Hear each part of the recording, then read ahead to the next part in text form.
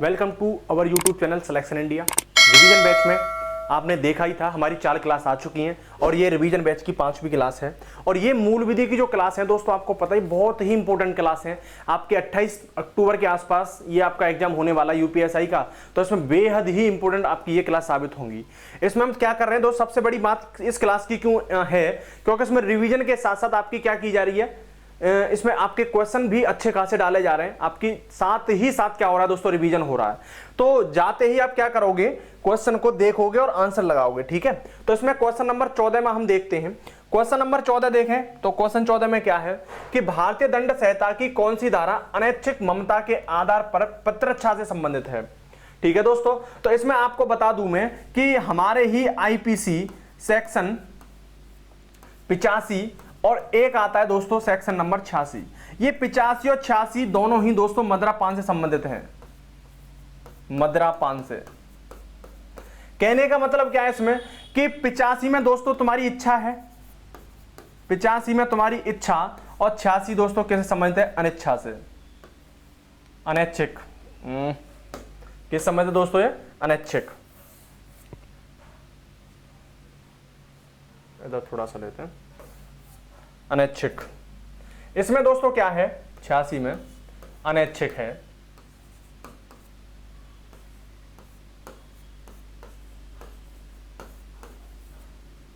अनैच्छिक, ठीक है।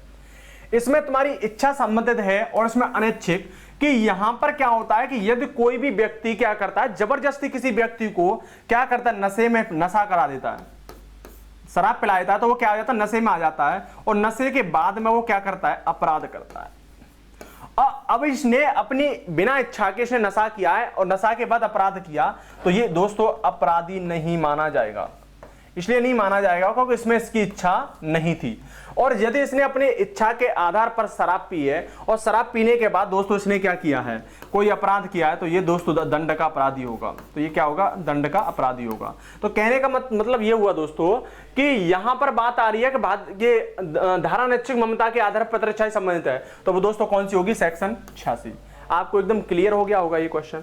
नेक्स्ट 15वें क्वेश्चन में आपको क्या दे रखा है कि निम्नलिखित कार्यों में से किसके द्वारा दुष्प्रेरण का अपराध किया जा सकता है। तो दोस्तों दुष्प्रेरण की जब बात होगी तो दुष्प्रेरण की बात 107 में है और 107 में आपको 3 एलिमेंट दे रखे हैं और वो 3 एलिमेंट्स कौन कौन से हैं। एक तो षड्यंत्र, कौन सा है, षड्यंत्र में अपराधी। दूसरा दोस्तों उकसाना, उकसा रहे हो दूसरे को कि भाई मैं तेरी जगह पे होता उसके 4 चांटे मारता, तो इसका मतलब क्या कर रहे हो, आप दूसरे को क्या कर रहे हो, उकसा रहे हो। और तीसरी कंडीशन में बात करूं, तीसरी का मतलब होता है सहायता करना। तो ये सारे के सारे दोस्तों दुष्प्रेरण का अपराध की कैटेगरी में आते हैं। तो इसमें आपको कौन सा दिख रहा है, क्वेश्चन नंबर मतलब 15 का ए ऑप्शन राइट ऑप्शन है, ठीक है। उसके बाद ये 15 के बाद 16वां क्वेश्चन देखें कि भारतीय दंड संहिता के किस प्रावधान में आपराधिक षड्यंत्र के लिए दंड दिया गया है, आपराधिक षड्यंत्र के लिए। तो दोस्तों ये जो क्वेश्चन है ये आपका नए अध्याय से लिया गया क्वेश्चन है। और इसके बाद 16 के बाद देखो 17वां की बात करें तो 17वां जो क्वेश्चन है दोस्तों आपका, अच्छा 17वां यही होगा आपका, 16 के बाद यहां होगा 17वां ये है। तो ये भी क्या है दोस्तों, आपके नए सेक्शन से क्वेश्चन है। तो हम क्या करते हैं कि इन क्वेश्चन को करने से पहले अपनी थोड़ी थ्योरी पे बात करते हैं। थ्योरी को देखते हुए फिर हम क्या करेंगे ना, जल्दी से इन क्वेश्चनों को लगा लेंगे, देखते लगेंगे, ठीक है। तो दोस्तों हम थोड़ी सी आज थ्योरी देख लेते हैं। थ्योरी में क्या है दोस्तों, थ्योरी हम कहां तक करा चुके थे आपको, ये हो ही गया था आपका, ठीक है। पीआईएल मैंने बता ही दिया था, ये चैप्टर नंबर 3, ठीक है। चैप्टर नंबर जो 3 है दोस्तों, ये चैप्टर नंबर हम 3 आपको बताने जा रहे थे, ठीक है। तो चैप्टर 3 में मैं थोड़ा सा कल आपको बता भी, अब देखो जैसे चैप्टर 3 में क्या है, चैप्टर 3 में आपको मैं बता चुका था कल, पिछली क्लास में आपको बताया था कि दंड सेक्शन 3 ये पनिशमेंट मतलब दंड से संबंधित है। सेक्शन 53 से लेकर के 75 इसमें क्या है, धाराएं दे रखी हैं। और इसमें किसके बाद सेक्शन 53 में मैंने आपको बताया था इसमें दंड की परिभाषा है। और दंड की परिभाषा में दंड 5 प्रकार के हैं, कौन कौन से हैं, डेथ मृत्यु, दूसरा है इम्प्रिजनमेंट ऑफ लाइफ आजीवन कारावास, तीसरा इम्प्रिजनमेंट कठोर और सिंपल, और उसके बाद चौथा है दोस्तों फॉर फीचर ऑफ प्रॉपर्टी मतलब संपत्ति की कुर्की कर लेना। उसके बाद नेक्स्ट मैंने आपको इसी में बताया था जुर्माना। तो जुर्माना की बात क्या है, फाइन। तो इसका मतलब ये हो गए आपके 5 दंड, ठीक है। उसके बाद ये किस में बताए गए आपके, सेक्शन नंबर 53 में। अब धारा हाँ, इसमें थोड़ा सा एक केस भी था दोस्तों। केस मैंने आपको क्या बताया था कि बच्चन सिंह वर्सेस पंजाब राजवाद केस में मृत्युदंड संवैधानिक है और यह आर्टिकल 21 का उल्लंघन नहीं करता है, ठीक है। डेथ पेनल्टी विरल से विरल माध्यम में दी जा सकती है, सुप्रीम कोर्ट ने बोला था। क्योंकि आपको पता है आर्टिकल 21 में राइट टू लाइफ है, मतलब सभी को जीने का अधिकार है, और यहां पे क्या कर रही है, जीने के अधिकार को छीन रही है कोर्ट। बट कोर्ट ने बोला था कि हम छीन रहे हैं, बट एक विरल से विरल माध्यमों में, ठीक है। उसके बाद सेक्शन 57 है। सेक्शन 57 में बोला गया कि आजीवन कारावास को 20 वर्ष के कारावास के तुल्य माना जाएगा। इसका मतलब देखो, यहां अगर कोई भी अगर कोर्ट बोलती है कि आपको लाइफ टू इम्प्रिजनमेंट, मतलब क्या दिया गया, आजीवन कारावास, लाइफ टू इम्प्रिजनमेंट दिया गया, तो इसका मतलब ये नहीं है कि पूरी लाइफ तक उसे कारावास में रखा जाएगा, नहीं, उसे मैक्सिमम 20 वर्षों तक कारावास में रखा जा सकता है, ठीक है। उसके बाद नेक्स्ट देखते हैं सेक्शन नंबर 67, और ये बेहद ही इंपॉर्टेंट है क्वेश्चन, ये आंसर, सॉरी ये धारा, क्योंकि यहां से क्वेश्चन उठता है। सेक्शन 67 किससे संबंधित है? तो देखो सेक्शन 67 में क्या है कि जुर्माना न देने की स्थिति में, कोई व्यक्ति जुर्माना देने की स्थिति में कारावास, सेक्शन 67 में क्या है, जुर्माना न देने की स्थिति में कारावास। तो इसमें क्या है कि ऐसे अपराध जिसमें सिर्फ दंड के रूप में क्या हो, जुर्माना हो, दंड के रूप में दोस्तों क्या हो, जुर्माना हो, दंड के रूप में जुर्माना, दंड के रूप में क्या हो, जुर्माना हो, ठीक है, दंड के रूप में क्या हो दोस्तों, जुर्माना हो। मैं इसे यहां से मैं डाल दे रहा हूं,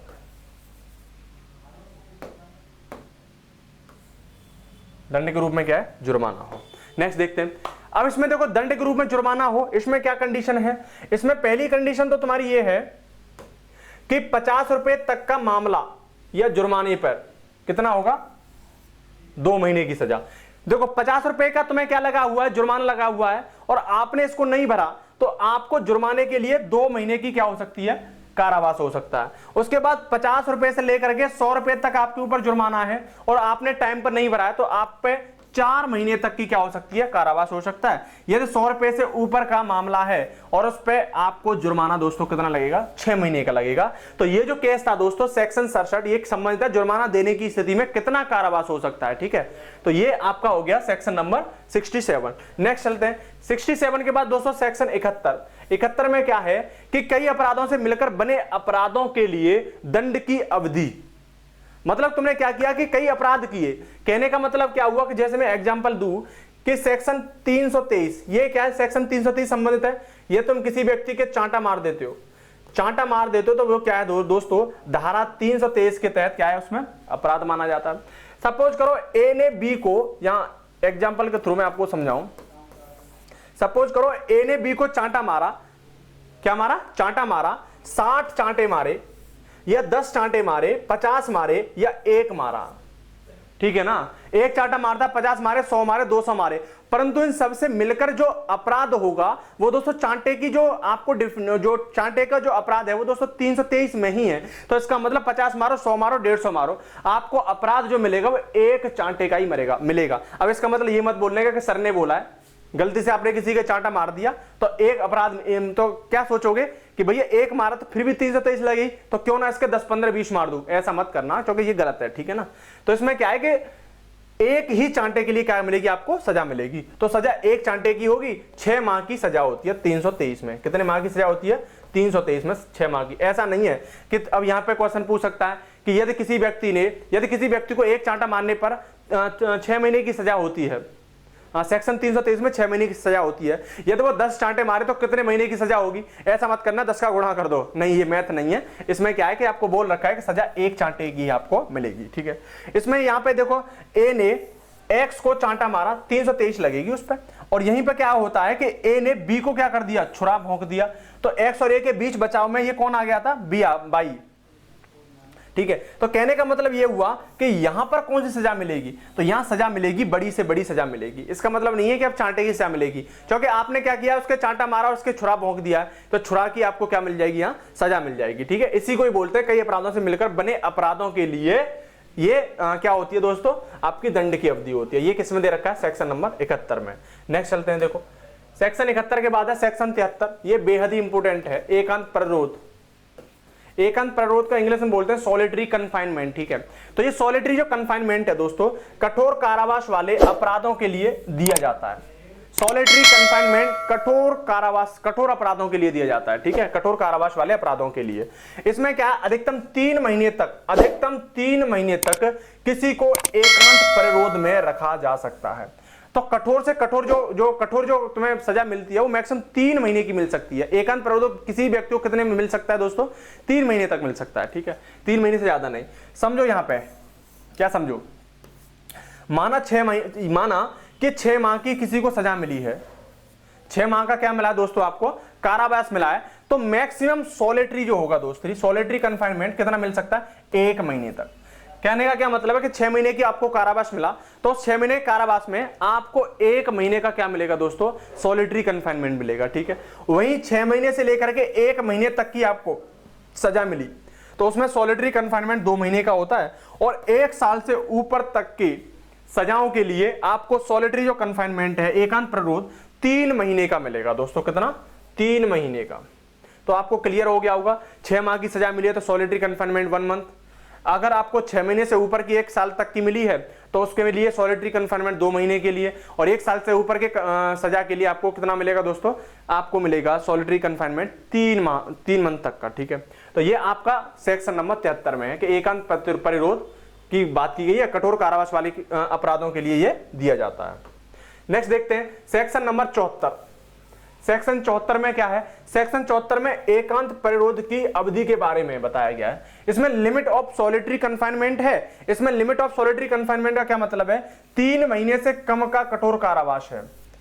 यदि किसी को 3 महीने से कम का कठोर कारावास दिया गया है और दूसरे में 3 महीने से ज्यादा का कठोर कारावास दिया गया है, तो उस कंडीशन में मिनिमम कितनी आपको सॉलिटरी कन्फाइनमेंट मिल सकता है, तो दोस्तों 7 दिन का तक का एकांत परिरोध मिल सकता है। 3 महीने से कम का कठोर कारावास है, उसमें आपको 7 दिन तक का एकांत परिरोध सॉलिटरी कन्फाइनमेंट दे सकते हैं आपको। और जब 3 से ज्यादा का कठोर कारावास है तो उसमें मैक्सिमम 14 दिन तक आपको एकांत परिरोध में रखेंगे, ठीक है। तो मैक्सिमम एक बार में 14 दिन का दोस्तों क्या हो सकता है, एकांत परिरोध में रखा जाता है। लिमिटेशन की जब बात आएगी एकदम क्लियर हो जानी चाहिए बात। ये अब मैं आपको यहाँ पे इसको इंपोर्टेंट डाल देता हूँ, क्योंकि इसमें पूछा जाता है कि एकांत परिरोध संबंधित है। यहाँ देखो क्वेश्चन भी है, यहाँ पे मैं आपको क्वेश्चन देखूं थोड़े से। देखो यहाँ क्वेश्चन है, क्वेश्चन नंबर 1 क्या कह रहा है, और ये यूपीएसआई का क्वेश्चन आया हुआ क्वेश्चन है, यूपीएसआई 2017 का, ठीक है। ये भी यूपीएसआई का क्वेश्चन है, यूपीएसआई, ये 2014 में पूछा गया था आपको। आईपीसी की धारा 53 किस विषय से संबंधित है, तो आईपीसी की धारा जो 53 है दोस्तों, आपको पता है कि आईपीसी की धारा 53 किस विषय से संबंधित है दोस्तों, अपराध की साजिश, बहकाल, अपराध की साजिश, ये साजिश या बहकाल, या तीसरा दंड की परिभाषा, या चौथा सामान्य अपवाद, जनरल एक्सेप्शन से। तो आप सभी को पता है कि जब 53 की बात आएगी तो 53 में मैंने तो बताया था, ये इसमें क्या है, दंड की परिभाषा है। दंड की क्या है दोस्तों, परिभाषा, दंड की परिभाषा। तो इसमें बिना देखे ही आपको लगा देना है कि दंड की परिभाषा होगा। दूसरा क्वेश्चन है यहाँ कि दूसरा क्वेश्चन है, किस आईपीसी में कहा गया है कि सजा की शर्तों के जीवन के लिए कारावास को 20 वर्षों के लिए कारावास माना जाए। तो इसमें मैंने आपको बताया था कि आजीवन कारावास के लिए, जीवन के लिए कारावास को, आजीवन कारावास ये होगा आपके, शर्तों के जीवन के लिए कारावास को 20 वर्षों के लिए कारावास माना जाता है। तो मैंने आपको बताया था कि यहां पर जो धारा थी आपको दोस्तों, देखो यहां मैंने आपको बताया था सेक्शन 71 है, और उसके बाद 750 कौन सा था, 7। तो 57 में क्या था दोस्तों, 57 में आपसे बोला गया था कि आजीवन कारावास को 20 वर्ष के कारावास के तुल्य माना जाएगा। तो आजीवन कारावास को 20 वर्ष के कारावास के तुल्य माना जाएगा। तो ये दोस्तों आपके किसमें था, सेक्शन 57, सेक्शन 57। देखो यहां क्वेश्चन था आपका सेक्शन 57, ये रहा सेक्शन 57 कि किस आईपीसी में कहा गया है कि सजा की शर्तों के आजीवन कारावास को 20 वर्ष के तुल्य माना जाएगा। तो वो है आपका सेक्शन 57। ये इंपोर्टेंट क्वेश्चन था, यूपीएसआई का 2014 में आया हुआ था। उसके बाद देखो नेक्स्ट क्वेश्चन इसमें कि राम ने एक अपराध किया जिसके लिए सजा सिर्फ 30 रुपए जुर्माना था परंतु इस राशि का भुगतान ना कर सका, फिर आईपीसी की धारा 67 के अनुसार उसे भुगतान नहीं करने के लिए अधिकतम कितने महीने तक के लिए कैद किया जा सकता है। तो देखो 30 रुपए से मतलब मैंने बोला था कि कितने रुपए की बात हो रही है, 50 रुपए तक की। तो 50 रुपए तक की बात में क्या होगा, कंडीशन होगी 3 महीने। 50 से ऊपर की में जो भी कंडीशन आई थी मैंने आपको बता रखी थी। देखो मैंने आपको यहां बड़े ही प्यार से समझाया था, देखो ये रहा, ठीक है, ये रहा, सॉरी ये रहा देखो 50 रुपए तक का मामला जुर्माना है तो 2 महीने की सजा, 50 रुपए से 100 तक का मामला 4 महीने और 100 रुपए से ऊपर का मामला 6 महीने की सजा आपको मिलेगी। ठीक है, ये क्वेश्चन था, क्लियर। मतलब कि 50 रुपए तक का मामला नहीं दोगे आप तो 2 महीने सजा, 100 रुपए तक का मामला है नहीं दोगे तो मतलब 4 महीने की सजा। ठीक है, 2 जोड़ते जाएंगे और 100 से ऊपर का मामला है तो कितने महीने की सजा दोस्तों, 6 महीने। ऐसे 2 जोड़ते जाएंगे। तो इसमें दोस्तों क्या है, 50 तक का मामला 2 महीने की सजा आपको मिलेगी। स्टेटमेंट आधारित ये क्वेश्चन है, अच्छा क्वेश्चन है, ध्यान से देखिएगा। पहला स्टेटमेंट क्या दे रखा है इसमें कि एक छड़ी से बी को 56 बार मारता है, एक छड़ी से बी को 56 बार मारता है, एक छड़ी से, या ऐसे लिख लो यहां पे, ठीक है, ऐसे लिखो आप कि ए, फर्स्ट ऑप्शन ए, एक छड़ी से बी को 56 बार मारता है, यदि एक प्रहार के लिए 1 वर्ष की सजा है तो ए को सजा के रूप में 56 वर्ष का कारावास होगा। बिल्कुल नहीं दोस्तों, ये ऑप्शन गलत है। मैंने आपको बताया था कि चांटे जो मारा जाता है तो दोस्तों चांटा 323 में इसकी क्या है, आपको परिभाषा दे रखी है और आपको सजा मिलेगी 323 के तहत। परंतु मैंने यह बताया था कि कई अपराधों से मिलकर एक ही अपराध के लिए सजा मिलेगी। तो यहां पे एक बार मारा है, इसने एक छड़ी मारी है तो दोस्तों उसे अपराध जो दिया जाएगा एक छड़ी के लिए ही दिया जाएगा। ठीक है ना। और यहां पे बोल रहा है कि एक बार 56 बार मारता है तो 1 वर्ष की सजा है, और जब 56 यहां पे एक छड़ी मारता तो 1 वर्ष की सजा है, 56 बार मारेगा तो 56 वर्ष की सजा होगी, ऐसा बिल्कुल भी नहीं है। ठीक है ना। उसके बाद देखते हैं, जब ए बी को मार रहा होता है तो जेड हस्तक्षेप करता है। ए क्या कर रहा है, बी को मार रहा होता है तो जेड हस्तक्षेप करता है और ए जानबूझकर जेड को भी मारता है। ए अब क्या कर रहा है, जानबूझकर भी जेड को मार रहा है। क्यों? क्योंकि वो बचाने आया। ए और बी को स्वेच्छा से चोट पहुंचाने के लिए, ए और बी को स्वेच्छा से चोट पहुंचाने के लिए, जेड को मारने के लिए एक अन्य सजा के लिए उत्तरदायी है। बिल्कुल उत्तरदायी है दोस्तों। यहां पे हो रहा था जब ए बी को मार रहा होता है, जेड हस्तक्षेप कर रहा है, वो उसकी स्वेच्छा थी, वो उसका क्या था, वो एक अच्छे उससे आया कि इसको मैं बचा लूं, परंतु उसने जानबूझकर ए ने उसको भी मार दिया। तो इसका मतलब उसको उसके लिए भी क्या दी जाएगी, एक सजा दी जाएगी। इसका मतलब क्या हुआ दोस्तों, ऑप्शन नंबर 2 एकदम सही है और पहला ऑप्शन दोस्तों क्या आपका गलत है। ये आपके समझ में आया होगा। पहला क्वेश्चन ये था, ठीक है, और ये दूसरा क्वेश्चन है। यहां पे ये दोस्तों क्वेश्चन दोनों ही क्या है, यूपीएसआई में आपके पूछे हुए क्वेश्चन है। ये भी यूपीएसआई में पूछा था, ये भी यूपीएसआई में पूछा था। इसमें दोस्तों ऑप्शन था आपका ओनली 2 सही है, क्योंकि पहला वाला गलत है। एक बार चांटा मारे, 1 छड़ी मारे, 56 छड़ी मारे, 100 छड़ी मारे, 1 लाख छड़ी मारे, फिर भी यह सजा होगी दोस्तों, आपको 1 छड़ी के बराबर की सजा दी जाएगी। ठीक है, नेक्स्ट चलते हैं। अब आता है दोस्तों आपका चैप्टर नंबर 3 खत्म होता है, चैप्टर 4 आता है। चैप्टर को दोस्तों आपको पता है हिंदी में से अध्याय 4 बोलते हैं। क्या बोलते हैं, अध्याय 4। तो मेरे प्यारे दोस्तों, यहां पर सेक्शन 76 से लेकर के 106 तक की इसमें क्या है, परिभाषा दे रखी है आपकी चैप्टर नंबर 4 में। इसमें क्या है कि ये साधारण अपवादों से रिलेटिव है। यहीं पे देखो, यहीं देख लीजिए आप, यहीं देखोगे यूपीएसआई का 2017 का क्वेश्चन था। इसमें बोला गया था कि सामान्य, साधारण या समान अपराध, साधारण अपवाद, जनरल एक्सप्रेशन अपवाद, जनरल एक्सप्रेशन या साधारण अपवाद किस अध्याय से संबंधित है। तो दोस्तों ये 4 अध्याय संबंधित था। कौन सा अध्याय, 4, यहां से क्वेश्चन था। तो दोस्तों हम साधारण अपवाद से संबंधित रिलेटिव जितने बार भी जो इश्यू होंगे, इनको हम 2 पार्ट में देखेंगे। 2 पार्ट में देखने जा रहे हैं। एक पार्ट में देखने जा रहे हैं सेक्शन 76 से लेकर के 93 तक, और दूसरे पार्ट में दोस्तों सेक्शन 96 से लेकर 106 तक। जब हम सेक्शन 76 से 93 की बात करेंगे दोस्तों, और ये सेक्शन 96 से 106 की बात करेंगे, तो ये निजी प्रतिरक्षा से संबंधित हम इसको देखने जा रहे हैं। ठीक है, तो देखें हम सेक्शन 76 की बात कर रहे हैं। सेक्शन 76 में दोस्तों क्या है, सेक्शन 76 में तथ्य की भूल है, मिस्टेक ऑफ फैक्ट, तथ्य की भूल, मिस्टेक ऑफ फैक्ट। यहां तथ्य की भूल विधि द्वारा आबद्ध होगी। यहां तथ्य की जो भूल है दोस्तों वो विधि द्वारा आबद्ध होगी। किसके द्वारा आबद्ध होगी? विधि द्वारा आबद्ध होगी तथ्य की भूल, ठीक है ना। उसके बाद ये बी एंड ऑफ लॉ है, ठीक है। ये सेक्शन 76 में बताया गया है कि तथ्य की भूल है। किसमें? सेक्शन 76 में।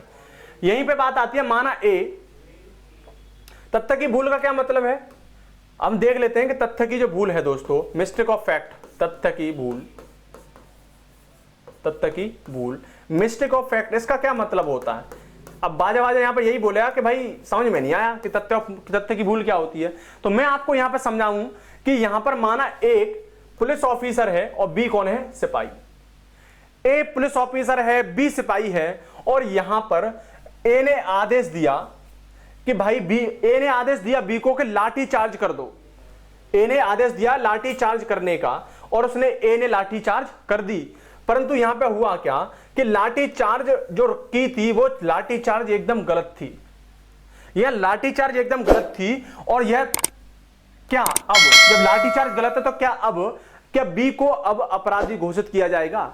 बिल्कुल नहीं किया जाएगा दोस्तों। यही तो तथ्य की भूल है, यही मिस्टेक ऑफ फैक्ट है। यहां पर जो कार्य बी ने जो किया है, यह कार्य बी ने एक आदेशात्मक किया है, बी को यहां करना होता है क्योंकि बी एंड ऑफ लॉ है, क्योंकि ए ने आदेश को माना है लाठी चार्ज की। जब ए ने आदेश को माना है तो यह आदेश है दोस्तों किसका? गवर्नेंस का आदेश था, तो इसलिए इसे मानना पड़ा। तो इसने अपने कर्तव्य के लिए कार्य किया, इसलिए इसे अपराधी घोषित नहीं किया जाएगा, इसलिए इसे अपराधी घोषित नहीं किया जाता। इसी को ही मिस्टेक ऑफ लॉ की बात करते हैं, ठीक है। उसके बाद चलते हैं नेक्स्ट क्वेश्चन देखते हैं। इसी में यह सेक्शन किससे संबंधित था दोस्तों? यह सेक्शन था आपका 76 से संबंधित था। और उसके बाद देखते हैं नेक्स्ट क्वेश्चन। इसमें नेक्स्ट आपका जो दोस्तों धारा है, धारा 77, धारा 77 की बात आएगी। तो धारा 77 दोस्तों किससे संबंधित है? ये इसमें क्या होता है? ये है फैक्ट एरर की बात आती है। किसकी बात आती है इसमें? Fact error. ये फैक्ट एरर से संबंधित है। क्या मतलब है इसका? माना जज है, जज ने एक जजमेंट दिया, जज ने क्या किया? जजमेंट दिया, और उस जजमेंट में फैक्ट एरर आया है। क्या है? फैक्ट एरर आया है। तो क्या जज अपराधी माना जाएगा? क्या जज अपराधी माना जाएगा? बिल्कुल नहीं माना जाएगा जज अपराधी। क्यों नहीं माना जाएगा? क्योंकि यही तो है दोस्तों फैक्चुअल गड़बड़ी के लिए, फैक्चुअल गड़बड़ी के लिए जज अपराधी नहीं होगा। तो ये क्या है दोस्तों? ये जो अधिकार है, ये अधिकार एक्सेप्शनल है। ये अधिकार क्या है दोस्तों? एक्सेप्शनल है। और ये सिर्फ और सिर्फ किसको दिया गया है? एक जज को दिया गया है। क्या दिया गया? जज को। ऐसा नहीं है कि जज से गलती नहीं हो सकती है, जज से गलती हो सकती है, इसलिए अपराधी नहीं माना जाएगा। जज को आजादी है। तो जज ने क्या है? जज उस व्यक्ति को पकड़ो, उसने एक आदेश दिया जज ने कि उस उक्त व्यक्ति को पकड़ो और उसकी जमीन की क्या कर लो? कुर्की कर लो। उस व्यक्ति को पकड़ो और नहीं पकड़ा जाए तो उसकी जमीन की कुर्की कर लाओ। तो हुआ ये कि बी एंड ऑफ लॉ, तथ्य की भूल हुई और उस व्यक्ति को और उक्त व्यक्ति को कोई और था, जिसका नाम लिया उसने वो नहीं था, परंतु जो जज ने बोला कि उस व्यक्ति को पकड़ के लाओ। अब जो जज के द्वारा क्या हुई? तथ्य की भूल हुई और दूसरे व्यक्ति का नाम उसने ले दिया, और इस वक्त दूसरे व्यक्ति की क्या कर ली? जमीन कुर्की कर ली, उस व्यक्ति को पकड़ लिया गया। परंतु बाद में पता चला कि ये व्यक्ति वो नहीं था। तब जाकर के हुआ क्या कि क्या जज अपराधी माना जाएगा? नहीं अपराधी माना जाएगा, क्योंकि ये तथ्य की क्या थी? भूल थी, गड़बड़ी थी ये। इसलिए ऐसे आप में सेक्शन 77 में क्या बोला गया है? सेक्शन 77 में बोला गया है कि जज को आजादी है फैक्चुअल गड़बड़ी होने पर, ठीक है। उसके बाद नेक्स्ट देखते हैं सेक्शन नंबर 78। 77 देख लिया हमने, सेक्शन नंबर 78। 78 में क्या है? विधि पूर्वक जज डेथ पेनल्टी दे। इसमें क्या है? विधि पूर्वक। इसमें क्या होता है दोस्तों? कोर्ट के जजमेंट के आधार पर कोई एक्ट है तो वह अपराध की श्रेणी में नहीं आएगा। किसमें? सेक्शन 78 में। आपको सेक्शन 78 में दे रखा है कि कोर्ट के जजमेंट के आधार पर कोई एक्ट है और वह अपराध की श्रेणी में नहीं आएगा। क्यों नहीं आएगा? क्योंकि यहां पर हुआ क्या कि सेक्शन 78 में विधि पूर्वक जज ने एक व्यक्ति को डेथ पेनल्टी दे दी, एक व्यक्ति को डेथ पेनल्टी दे दी, और जो जल्लाद होता है, उस जल्लाद क्या करता है, उस व्यक्ति को क्या करता है, वो फांसी पे चढ़ाता है। और जब फांसी पे चढ़ा देता है तो उसने क्या किया कि उस व्यक्ति की जान ले ली। क्या जज क्या ये जो जल्लाद है क्या ये अपराधी माना जाएगा? नहीं, जज इसलिए अपराधी, सॉरी जल्लाद इसलिए अपराधी नहीं माना जाएगा क्योंकि जज ने कोर्ट के जजमेंट के आधार पर, जल्लाद जो है इसने कोर्ट के जजमेंट के आधार पर अपना कर्तव्य, अपना कार्य निभाया है। ठीक है, तो इसमें क्या है, सेक्शन 78 में कोर्ट के जजमेंट के आधार पर कोई एक्ट है तो वह अपराध की श्रेणी में नहीं आएगा। तो यहीं से क्वेश्चन भी बन जाता है। ठीक है, आगे देख लेंगे क्वेश्चन। सेक्शन 79 ये आपका 78 था। सेक्शन 79 में क्या है कि ये 78 जैसा ही है दोस्तों। इसमें क्या है, मिस्टेक ऑफ लॉ की बात करता है। किसकी बात करता है? मिस्टेक ऑफ लॉ की। ठीक है, मिस्टेक ऑफ लॉ की बात करता है। कहने का मतलब विधि की गड़बड़ी की बात करता है कि विधि की गड़बड़ी है। एग्जाम्पल के तौर पे कि ए मारता है बी को, ए क्या करता है, बी को मारता है, और जेड को लगता है कि भैया ये जो बी है ना वो ए को मार डालेगा। जेड को लगता है कि जेड को लगता है कि ए क्या करेगा, बी को मार डालेगा। तब जेड क्या करता है, इस बी को बचाने के लिए आ जाता है। जेड को जब बी को बचाने के लिए आ जाता है तो उस वक्त जेड क्या करता है, बी की कुटाई कर देता है। और जब बी जेड की कुटाई कर देता है तो क्या ए की कुटाई के लिए जेड को अपराधी माना जाएगा? अरे जेड ने भी तो कुटाई कर दी उसकी, परंतु वो अपराधी नहीं माना जाएगा। क्योंकि इसलिए नहीं माना जाएगा कि उसका जो इंटेंशन था ना जेड का, वो इंटेंशन बेहद ही क्या था, वो दोस्तों गुड फेथ में था। किसमें था? गुड फेथ में था। जब गुड फेथ में था तो जेड अपराधी नहीं माना जाएगा। ठीक है, जेड अपराधी नहीं माना जाएगा। तो इसका मतलब यह हुआ कि यहां पर क्या प्रॉब्लम थी, यहां प्रॉब्लम यह है कि जेड ने भी पिटाई कर दी तो ए की, तो इससे अपराधी क्यों नहीं? इसलिए नहीं है कि उसने क्या किया है, गुड फेथ में कार्य किया है, स्वेच्छा से कार्य, मतलब गुड फेथ में कार्य किया, अच्छे से कार्य किया है। अब यहां पर यह आता है कि यदि यहां पर जेड अगर प्री प्लान करके इसको मारता तो वो अपराधी माना जाता, परंतु यहां पर उसने स्वेच्छा से, स्वेच्छाचारी ढंग से, गुड फेथ में उसने क्या किया, कार्य किया है, इसलिए यहां पर जेड अपराधी नहीं माना जाएगा। इसी को ही दोस्तों क्या किया जाता है, मिस्टेक ऑफ लॉ की बात करता है। और यहां पर इसलिए देखो मिस्टेक ऑफ लॉ की बात इसलिए बोला गया क्योंकि सभी के लिए क्या है, ये जो क्या बोलते हैं इसे, हाँ सॉरी, यहां पर तुम्हें पता है कि जो कानून है वो सभी के लिए क्या है, बराबर है। परंतु यहां पे ए ने बी की कुटाई कर दी, अब जेड ने बी की कुटाई कर दी। ए को तो अपराधी मान लिया गया, पर जेड को अपराधी क्यों नहीं माना गया? क्योंकि जेड जो था यहां पे इसने क्या किया, गुड फेथ में ए को बचाने के लिए कार्य किया, इसलिए इसे जेड को अपराधी नहीं माना जाएगा। यह सेक्शन 79 कहता है आपका। नेक्स्ट चलते हैं। 79 के बाद है दोस्तों नेक्स्ट, चलो ये यहां पे आपका सेक्शन, ये 79 के बाद नेक्स्ट देखते हैं। नेक्स्ट में क्या है, नेक्स्ट में है दोस्तों आपका, ठीक है, नेक्स्ट है 78। नेक्स्ट क्या है, 78। अभी हमने कितना देखा था, 79 देखा था ना उसमें, विधि पूर्वक जज, अच्छा डेथ पेनल्टी, ओके। चलो नेक्स्ट देखते हैं।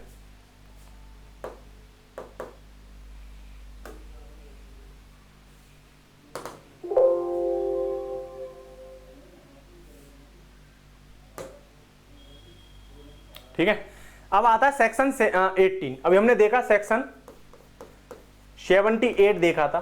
इसमें किसकी बात किया गया है कि कानून की गड़बड़ी, वो इसलिए गड़बड़ी थी क्योंकि यहां पे उसको भी सजा देनी चाहिए थी जेड को, पर तो जेड को सजा नहीं मिली है।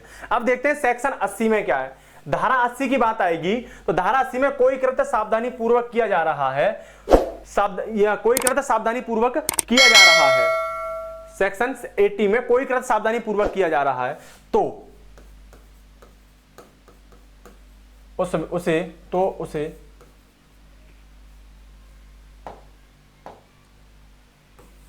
ठीक है, ऐसे लिख लो। अभी मैं समझाता हूं, एक एग्जांपल के थ्रू समझाता हूं तुमको, ठीक है ना, कि कोई कृत्य सावधानी पूर्वक किया जा रहा है तो उसमें क्या होगा कि मान लो कि ए नाम का एक व्यक्ति है और वो कुल्हाड़ी से पेड़ काट रहा है। क्या कर रहा है, पेड़ काट रहा है कुल्हाड़ी से, और नीचे खड़े एक साथी को वो कुल्हाड़ी क्या हो जाती है, छूट करके लग जाती है, और लगने के बाद व्यक्ति या तो इंजर्ड हो जाता है या उसकी क्या हो जाती है, डेथ हो जाती है। तो क्या व्यक्ति अपराधी होगा? तो क्या व्यक्ति अपराधी होगा? दोस्तों बिल्कुल नहीं होगा अपराधी। क्यों? क्योंकि इसने क्या किया है दोस्तों, ये जो कृत्य है वो सावधानी पूर्वक किया था, सावधानी पूर्वक किया था, परंतु अचानक एक टाइम के अकॉर्डिंग हुआ ये कि उसके हाथ से गलती से क्या हुआ, जो कुल्हाड़ी थी वो क्या हो गई, छूट गई और जाके लग गई। तो उसका मतलब यहां पे जो इंटेंशन था वो सावधानी पूर्वक था, उसको मारने का नहीं था, परंतु गलती से वो हो रहा है, इसलिए ये अपराधी नहीं माना जाएगा। दोस्तों क्या नहीं माना जाएगा, अपराधी नहीं माना जाएगा। कहने का मतलब इसमें नोट में बात करूं कि सेक्शन 80 क्या कहता है कि विधिपूर्ण कार्य सावधानी पूर्वक करने में दुर्घटना हो जाती है। विधिपूर्ण कार्य हो रहा है, सावधानी पूर्वक कार्य हो रहा है और उसे करने में यह दुर्घटना हो जाती है, तो यह अपराध की श्रेणी में नहीं आएगा। ठीक है दोस्तों, तो ये अपराध की श्रेणी में नहीं आएगा। सेक्शन 80 में आपको बोला गया, ये इंपॉर्टेंट क्वेश्चन है, यहां से क्वेश्चन पिछली बार भी था। क्या था क्वेश्चन कि यदि कोई भी व्यक्ति सावधानी पूर्वक कृत्य कर रहा है और सावधानी पूर्वक कृत्य करने में यदि कोई भी दुर्घटना हो जाती है तो अपराध की श्रेणी में नहीं आएगी। उसके बाद देखते हैं दोस्तों यहीं पे सेक्शन 81। सेक्शन 81 में क्या है कि आवश्यकता का नियम है, बेहद ही इंपॉर्टेंट है ये, बेहद इंपॉर्टेंट, मैं आपको बता रहा हूं ये इंपॉर्टेंट है, आएगा पेपर में ये, एकदम इसे क्या कर लो, चाट जाओ इसे चटास्पी, एकदम क्लियर करना इसे। ठीक है, इसमें क्या है दोस्तों, इसमें जो सेक्शन 81 है, सेक्शन 81 आवश्यकता का नियम है जिसे लॉ ऑफ नेसेसिटी बोला जाता है। लॉ ऑफ नेसेसिटी क्या मतलब होता है लॉ ऑफ नेसेसिटी में, एक होता है लेस डेंजरस चीज और दूसरी होती है मोर डेंजरस चीज, मतलब एक खतरनाक चीज और ना खतरनाक। कहने का मतलब हुआ ये कि यदि तुम्हारे सामने एक तरफ कुआं है और दूसरी तरफ खाई है, तो दोस्तों क्या करना पसंद करोगे, कुएं में गिरना पसंद करोगे या खाई में? कुएं में गिरे फिर भी मरना है, खाई में गिरे फिर भी मरना है, तो मरने से बचने के लिए क्या करोगे, ये आवश्यकता का नियम कहता है। यहीं पर एक केस आया था, डडले केस। कौन सा केस था दोस्तों, डडले केस था। डडले केस की मैं आपको कहानी सुनाऊं कि डडले केस में क्या था कि 4 दोस्त थे, अपने एक नौकर के साथ में एक बाहर घूमने के लिए जाते हैं, और बाहर घूमने के लिए जाते हैं तो ये नौका पे जाते हैं। हुआ ये नौका से उतरने के बाद वो एक जंगल में भटक जाते हैं, और जंगल में भटकने के बाद भटक जाते हैं तो उन्हें कुछ नहीं मिलता है आसपास। तो अब ये यहाँ पर भूखे प्यासे तड़पने लगते हैं। तब ये चारों दोस्त क्या करते हैं, मिल करके जो नौकर गया था उस नौकर का क्या करते हैं, उसकी डेथ करते हैं और उसका खून और मांस को क्या कर जाते हैं दोस्तों, खा जाते हैं। और जब मांस खून को खा जाते हैं और उसके बाद वो 3-4 दिन तक ऐसे जीवित रहते हैं, और बाद में वो अपने सहायता के लिए यहाँ पर कोई आता है और वो सहायता के लिए आ जाते हैं। अब ये केस जज के सामने आया, तो यहाँ पर ये 4 व्यक्ति जो थे, इनके वकील ने कोर्ट के सामने बोला कि सर ये जो थी ये लॉ ऑफ नेसेसिटी है, लॉ ऑफ नेसेसिटी है, इनके सामने जीने के लिए कुछ और चारा नहीं था। परंतु यहाँ पे कोर्ट ने जजमेंट दिया और बोला कि ये कौन सा आपका आवश्यकता का नियम है जो अपने पेट भरने के लिए आपने दूसरे व्यक्ति को क्या कर दिया, खा लिया।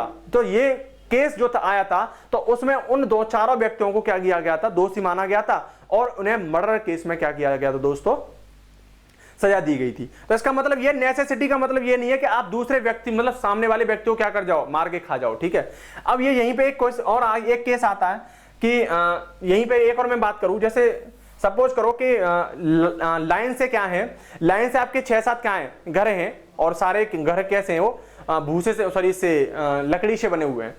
एक में आग लग गई, तो एक में जैसी आग लगी दूसरा जलने लगा, और लोगों ने देख करके वहां पर एक बिल्डोजर आया, बिल्डोजर वाला ये ले आया और उसने क्या कर दिया, बीच में से 4th या 5वें घर को उसने क्या कर दिया, हटा दिया वहां से। और हटा दिया तो वहां पे जो और बचे हुए घर थे, जो 6-7-8 जो घर थे, वो क्या हो गए, एकदम सेफ हो गए। तो क्या ये अपराधी माना जाएगा यहाँ पे बिल्डोजर वाला? वो बिल्कुल अपराधी नहीं माना जाएगा, क्योंकि ये आवश्यकता थी। यदि वो घर नहीं उठता तो आगे जो घर थे वो भी क्या हो जाते, जल जाते। ये भी एक एग्जाम्पल था, अच्छा था। दूसरा एग्जाम्पल यहाँ पे आता है दोस्तों कि ट्रेन का ड्राइवर है और उसके सामने पटरी पर कोई व्यक्ति खड़ा मिल जाए, बैठा मिल जाए, या कोई जानवर मिल जाए, तो क्या वो उस व्यक्ति को बचाएगा? बिल्कुल नहीं बचाएगा। यदि बचाने लग गया तो पूरी ट्रेन क्या हो जाएगी, पलट जाएगी, तेज रफ्तार से चल रही है। इसलिए वो नेसेसिटी है, लॉ ऑफ नेसेसिटी है। आप एकदम क्लियर कर चुके होंगे कि आर्टिकल 81 मतलब सेक्शन 81 में आवश्यकता का नियम लॉ ऑफ नेसेसिटी है, और लॉ ऑफ नेसेसिटी में आपको पता ही है उसमें क्या है, एक मोर डेंजरस और एक लेस डेंजर चीज है। ठीक है ना, उसके लिए आप बात करेंगे। तो यहां पे एक केस है डडले केस, इंपोर्टेंट केस है, इसे याद रखना। डडले केस और स्टीफन बोलते हैं, R versus Dudley case and Stephen. ठीक है, यहां पे ये आपका यूपीएसआई का क्वेश्चन था 2017 का, यूपीएसआई 2017 का क्वेश्चन था। तो चेक कर लेते हैं आप कितने पानी में हो, देख लेते हैं। यहां पे देखो, पहला बोल रहा है कि MH George versus Maharashtra state, ये आपको पहला ऑप्शन दे पूछ रहा है। दूसरा महबूब साहब वर्सेस एम्परर। तीसरा है मैकनाटोन का वाद। ये मैकनाटोन का वाद देखते ही आप पहचान जाना कैसे संबंधित है, उन्मत्तता, पागलपन से संबंधित है। मैकनाटोन का वाद, क्वीन बनाम कॉलिंस। अब ये आपको देख तो यहां पे देखते ही पता चल गया होगा महबूब साहब वर्सेस एम्परर केस किससे था, सामान्य आशय से संबंधित था।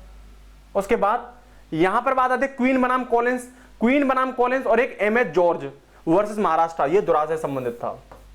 और ये आपका बी ऑप्शन आपको समझ में आ गया होगा। पहले वाले का किससे संबंधित है, पहले वाला दुरास है। दूसरा वाला महबूब शाह केस तो आपको पता ही है, समान आशय से। मैकनाटोन का बात दोस्तों उन्मत्तता या पागलपन से, और क्वींस बनाम कॉलिंस के संबंधित था, प्रयत्न से संबंधित था।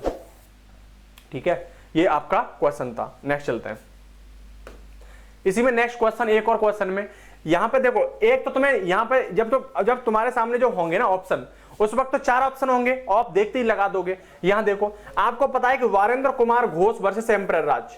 वारेंद्र जो कुमार घोष है, ये केस किससे संबंधित था दोस्तों, तो आंख बंद करके आप बता सकते हो, समान आशय। क्या कर सकते हो, समान आशय। ओके, ये थोड़ा गड़बड़ा रहा है, ठीक है, समान आशय। तो ये किससे संबंधित दोस्तों, समान आशय से। उसके बाद आपको पता है अभी आर वर्सेस डडले जो स्टीफन जो केस था, आवश्यकता का नियम, तो ये कहां गया, आवश्यकता, ये ऑप्शन आ गया। उसके बाद नेक्स्ट आपको दिख रहा है मैकनाटोन। मैकनाटोन पता है आपको, पागलपन, उन्मत्तता से आधारित है। और बचा क्या, आर वर्सेस स्प्रिंस, ये कैसे संबंधित है, दुरास है। क्लियर हो गया होगा। देखो ऐसे क्वेश्चन आएंगे तुम्हारे, कुछ नहीं है इनमें। ठीक है, यही एक और कोर्स केस है। कुल्हाड़ी से एक काम कर रहा था कोई व्यक्ति, या ए ले लो, ए व्यक्ति कुल्हाड़ी से काम कर रहा था, उसका सिर निकलकर पास में खड़े व्यक्ति को लगता है। कुल्हाड़ी से काम कर रहा व्यक्ति था और उस कुल्हाड़ी का सिर निकल करके पास में खड़े एक व्यक्ति को लगता है, तो और वो व्यक्ति क्या हो जाता, मर गया। ये व्यक्ति था आपका, बी व्यक्ति था। कौन व्यक्ति था दोस्तों, बी व्यक्ति था। कौन सा व्यक्ति था, ये बी व्यक्ति है। बी नाम का व्यक्ति कुल्हाड़ी से काम कर रहा था और उसका कुल्हाड़ी का सर निकल के पास खड़े और बी ने कोई, हाँ ठीक है, पास खड़े व्यक्ति को लग जाता है और वो व्यक्ति क्या हो जाता है दोस्तों, मर जाता है। तो क्या बी ने कोई अपराध किया है, तो बी ने कोई अपराध नहीं किया। तो इसमें से क्या देखेंगे कि बी ने अपराध नहीं किया, क्यों नहीं किया, तो नंबर 1 ऑप्शन, उसका कृत्य कानूनी है। दूसरा ऑप्शन, उसने उस व्यक्ति को नहीं देखा था। यदि कुल्हाड़ी तेज नहीं थी, बोल रहा है कि यदि कुल्हाड़ी तेज नहीं थी। ऑप्शन नंबर डी, कथित सावधानी का अभाव नहीं। यदि कथित सावधानी का अभाव नहीं होता तो यह अपराधी होता। इसमें ऑप्शन है दोस्तों, उसका कृत्य एकदम कानूनी था। उसे नहीं पता थी कि मैं काट रहा हूं और काटते वक्त उस कुल्हाड़ी का सर निकल के सामने खड़े व्यक्ति के लग जाएगा। तो इसका मतलब यह हुआ, इसमें ऑप्शन नंबर 1 सही है, इसलिए इसे अपराध नहीं दिया गया था। यह क्वेश्चन आपका यूपीएसआई में पूछा गया है, 2017 में है दोस्तों, मिला लेना, एकदम डिटो क्वेश्चन है। नेक्स्ट चलते हैं, छठवां, ये क्वेश्चन नंबर 4। इसमें ए कुल्हाड़ी से ऐसी जगह काट रहा था, ए व्यक्ति था और कुल्हाड़ी से ऐसी जगह काट रहा था जहां बच्चे खेल रहे थे, और कुल्हाड़ी उछल जाती है और पास में खड़े बच्चे को जान से मार देती है। ए दोषी होगा, बिल्कुल दोषी होगा, नालायक है। अबे नालायक को पता होना चाहिए बच्चे यहां खेल रहे हैं, तो मैं क्यों यहां पे कुल्हाड़ी लेके आऊं, सावधानी तो इसने बरती नहीं ना। जब सावधानी नहीं बरती तो भुगतो भाई, बेचारे बच्चे को ले डूबा।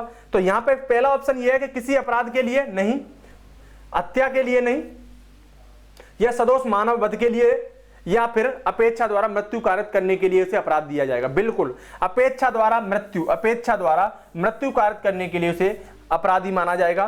क्यों, क्योंकि वो लापरवाही के लिए सजा है और ये सफलतापूर्वक उसने कार्य नहीं किया। नहीं समझ भाई, सावधानी पूर्वक, ये सफलता नहीं, ये सावधानी पूर्वक उसने कार्य नहीं किया। अगर ये सावधानी पूर्वक कार्य करता तो ये नालायक वहां जाता ही नहीं ना। तो सावधानी बरतना बेहद जरूरी है। आप भी ध्यान रखना इस केस को, आप भी सबक ले सकते हो कि जहां बच्चे खेल रहे हैं, तुम्हें पता है कि यहां पर किसी को चोट लगती है, तो ऐसे कृत्य नहीं करने चाहिए ना। और कृत्य करोगे तो आप क्या होगे, अपराधी माना जाओगे, मर्डर केस में आ जाओगे। मर्डर केस आपको पता है 307 लगती है सीधी, 7 वर्ष से अधिक का इस पे क्या होता है, आजीवन कारावास होता है। आईपीसी के निम्न अध्यायों में से कौन सा अध्याय सामान्य अपवादों को उपबंधित करता है। मैंने आपको बताया था कि ये आपको 2017 में क्वेश्चन पूछा गया था यूपीएसआई में। और ये कौन सा है आपका अध्याय नंबर 4, पहला ही आंसर है। नेक्स्ट, आईपीसी में एकांत परिरोध की परिभाषा है। आईपीसी में एकांत परिरोध की परिभाषा है, तो कौन सा इसमें है जो एकांत परिरोध से संबंधित है? तो दोस्तों आपको मैं बता के चुका हूं कि एकांत जो परिरोध होता है, सॉलिटरी जो कन्फाइनमेंट है, उसकी जो डेफिनेशन है आपको दोस्तों 73 में भी है और 74 में भी है, इसलिए आपका option number 3 is the right है। तो दोस्तों आज मैंने आपको बहुत सारे क्वेश्चन यहां कराए और उसको देखते हैं दोस्तों। चैप्टर मैंने 4 बता रहा था आपसे, आपको चैप्टर नंबर 4, चैप्टर 4 अभी थोड़ा सा और बचा हुआ है। अगली क्लास में चैप्टर नंबर 4 में बचे हुए पोर्शन को करेंगे। और मैं आपको बता दूं कि दोस्तों ये आपको पीडीएफ आपको मिल जाएगी, ये 80 क्वेश्चन की पीडीएफ है आपकी यूपीएसआई की मूल विधि। इसको डिस्क्रिप्शन से क्या कर लेना, डाउनलोड कर लेना, और जो मैंने आपको अभी समझाया है आईपीसी, उसको ढंग से उसे देख करके आप क्वेश्चन कर सकते हो। तो दोस्तों आज के लिए ही इतना, थैंक यू दोस्तों। कल मिलते हैं इसी टाइम पर दोस्तों, तो आज के लिए इतना ही।